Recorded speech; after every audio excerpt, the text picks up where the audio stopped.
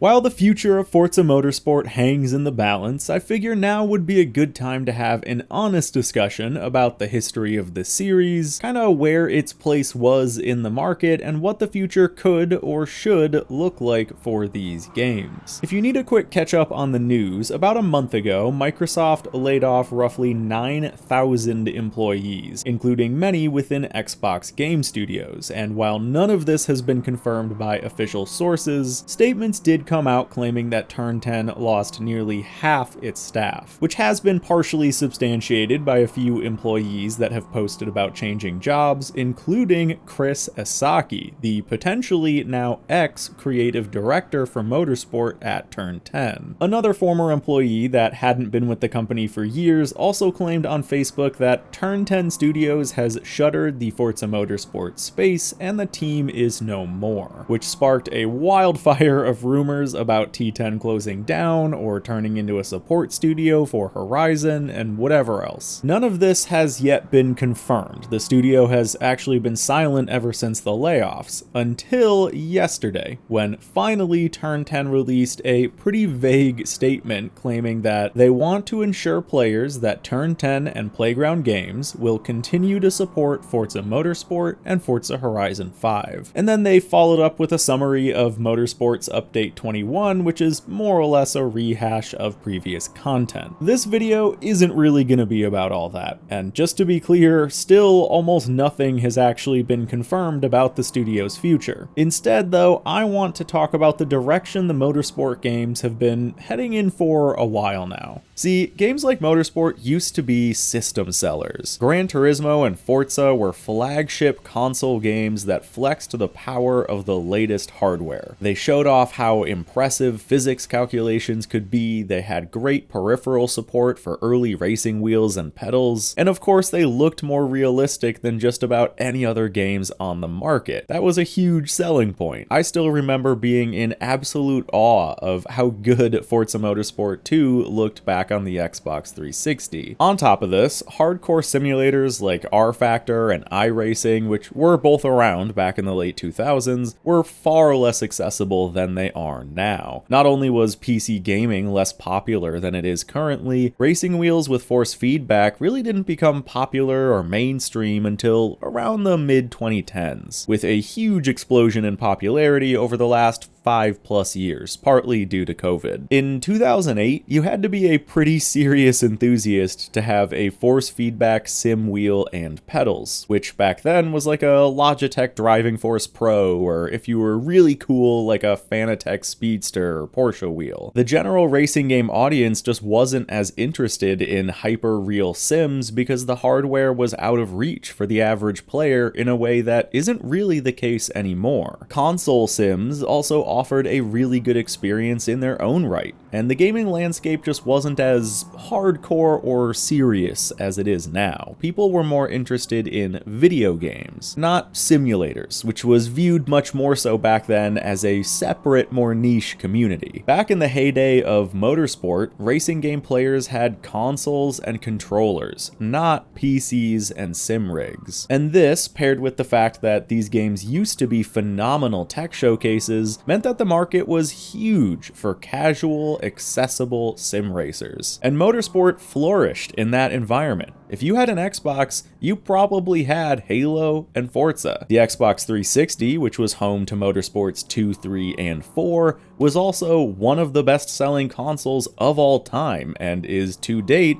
the best-selling Xbox. So when we talk about the golden age of Forza Motorsport, it's important to keep all of this in mind. Now let's fast forward a bit. Within the last decade or so, 3 major things have happened. PC gaming has exploded, the popularity of high-quality, affordable racing peripherals has exploded, and the options for more realistic racing sims have exploded, with AC, ACC, BeamNG, R-Factor 2, Dirt Rally, and WRC, LMU, AMS2, iRacing being more popular than ever, and everything else I haven't mentioned. So the market has shifted drastically. The enormous middle ground that casual console sims used to occupy between arcade games and hardcore simulators has shrunk. People who want to sim race now get a sim rig and play iRacing, and the players that want a casual for fun experience play Need for Speed or Forza Horizon. That motorsport middle ground has split into two more distinctly different camps, and this is why I think Horizon is so dang successful. Horizon is the new middle ground. It's built on a premise of fun, casual, arcadey gameplay, but with simulation at its core, with more advanced and in many ways more realistic physics now than the console sims of old. Why play motorsport when you can get a better sim racing experience on iRacing and a better casual experience on Horizon? But that isn't the whole picture. It's not like Turn 10 has just been pumping out banger after banger and they aren't selling because the player base isn't there for it anymore. The games have been getting worse, and I don't think it's just about the casual sim market shrinking. This is about those players getting pushed out, with racing franchises consolidating, studios getting absorbed and shut down, and game dev getting far more risky and competitive. There just aren't any games out there anymore, like PGR or Project Cars or Drive Club. People like me who loved games like that back in the day have had fewer and fewer choices as of late. So many of us have hit that fork in the road of being sort of forced to choose between diving into more serious simulators or playing the more casual open world racers. Or, you know, both. But again, that middle ground just doesn't exist as much anymore. Forza and GT are really the only two players left. I think most players would agree that the golden age of motorsport took place between around games 1 to 4. The most popular favorite game is definitely FM4, but in my experience, most people will say 2, 3, or 4. In my own opinion, 5 had a pretty big uphill battle coming off the heels of 4, and they launched with less than half the cars Motorsport 4 had, in part because of them rushing to get it out in line with the new console. So I understand the initial disdain for it, but I do think folks who go back and play it now often remember it much more fondly. I feel like Motorsport 6 is stuck in that limbo of not being new enough to still be relevant, but not old enough to still be classic and nostalgic. And maybe it's not talked about as much because it was honestly a fine game, not particularly incredible or terrible, just good. It did look nice and run well, and they added some logical new features like night and rain, as well as taking the next step forward for online racing, and Motorsport 6 was sort of the first game to come to PC. Apex was a strange tech demo / limited freemium game that Turn 10 released onto PC as a way to dip their toes into that market. Motorsport 6 was by all measures a logical improvement over 5, and truly it was a good game, but there's more to games than bigger numbers and prettier pixels. And this is part of where I think Motorsport was starting to lose the plot. Motorsport 7 continued the trend of being a logical improvement over 6. Lots of tracks, lots of cars, good new features, prettier graphics, and loot boxes. I'll be honest, there are two things I think of when I remember FM7, the atrocious UI design and the prize crates. Now they did remove those loot box crates and replace them with a more guaranteed way of getting mods and cosmetics, but the damage was done. FM7 did retain a pretty core community though, and was the first game to release fully on PC, which brought with it a whole new audience. But it was clear by then that Motorsport was no longer on top. Other simulators were simply offering a better experience on PC, and Horizon had gone from the fun spin-off to the main show, completely taking over as Forza's primary series. So Motorsport retreated for a while, took a long hiatus to recalibrate and rethink what Motorsport meant. Motorsports 1 through 7 were all bi-yearly releases, but the gap between 7 and the 8th game was 3 times as long. Now, of course, this is in part due to the whole world shutting down for a little while in 2020, but it was also time for Turn 10 to reinvent the wheel, to take a step back and forge a new path forward. And I'm not going to spend a lot of time talking about this because I've spent enough time already doing that on my channel, and if you're watching this video, you know the story. The game launched in a state where it didn't look that good, didn't run that well, had limited content, buggy features, a bare bones campaign, and a progression system that was pretty universally disliked, with a whole host of other issues, including a distinct lack of heart. And it's always tough to talk about this because passion and vibes, that X factor that some games have, it's a wishy-washy, very subjective topic. Passion isn't something you can measure. You can't count the amount of heart in a game or mark its soul in a trailer. I think this is a good time to bring up Gran Turismo 7. This game does have its own issues, but one thing it doesn't lack is that distinct Gran Turismo feel. The smooth jazz and classical soundtrack, the iconic overworld main menu, returning features like the used car market, and the focus on highlighting the beauty and history of every vehicle in the game with drop-dead gorgeous car models, the incredible photo mode, and little droplets of history about so many of the vehicles you'll drive in the game. GT7 is soaked in Gran Turismo vibes that have been there from the beginning, and if you think about it, what's the vibe of Forza Motorsport? There's a few things I can pick out, sure, Lance Hayes' music, fantasy tracks like Fujimi or the Bernese Alps, but by and large, Forza Motorsport has never been great at picking a lane and sticking with it. For an easy example, Motorsports 1 and 2 had very unique cover cars that were kind of the hero cars of those games, in the same vein of Most Wanted's M3. But then they ditched that, and every cover since has just been a modern sports car. That's not inherently bad or uncommon by any means, but it was something they lost that used to set them apart. This is a much more unique and engaging cover than this, and I mean, not to pick at hairs here, but FM7's cover art doesn't even really have colors in it. And I think that's a sort of funny, if not a bit bad faith, example of how clinical these games now feel. I think Turn 10 is scared that if they add fun and color and style to Motorsport that people won't take it seriously, or maybe it'll be too similar to Horizon. But that's the exact opposite of what they need to be doing in my opinion. What differentiates a casual console sim racer from something like iRacing is specifically the fact that they're more fun and casual and stylish and play more like a video game than a piece of simulation software. I think Motorsport failed to adapt to the new world of racing games, and in a twisted way, I sorta think it was Horizon's fault. Like, now that Horizon is the fun, colorful game with some lifestyle elements, Motorsport decided it couldn't have any of those things. It had to be different, and different meant cold and clinical and serious. But the problem is, that doesn't really work if your actual gameplay doesn't back it up. iRacing is able to look as dated as it does because the simulation is unmatched. No one cares that the UI is from 2008 because the racing is really good. In Motorsport, however, the simulation is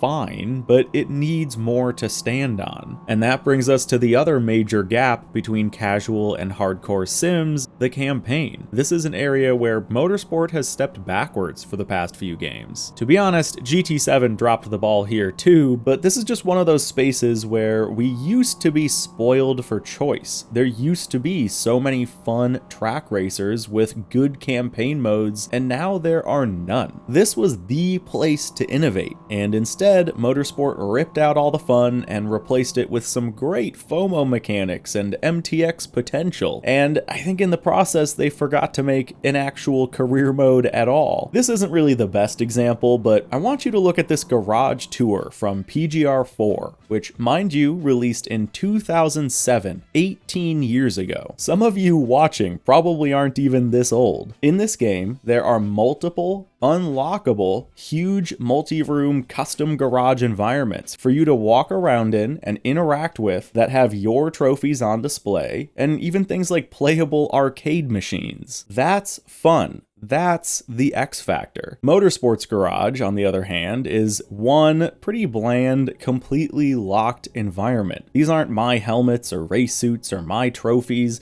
I didn't unlock this garage space by beating some big race or leveling up in the career. Everyone has the exact same space. And it makes me think of this, the first reveal trailer of the new Motorsport. Where is this in the game? And no, not like this exact environment, obviously this is just an early render made for the trailer, but where is this energy, this style, this depth of detail and life? None of what this trailer portrays reflects anything about what the new game is. Motorsport over the past decade has seemingly tried to align itself with the more serious racing sims without actually delivering a more serious racing sim. They could have picked up the pieces and the fan base that games like PGR, Project Cars, and Drive Club left behind, but they went another direction and it didn't work. And here's the problem. There isn't another Motorsport coming next year. This isn't just Forza Motorsport 8 with 9 around the bend, this is the Motorsport of this generation. There isn't another game in the works. Turn 10 put all their eggs in this basket and then dropped the basket. Credit where credit is due, they've been picking up the pieces and the game is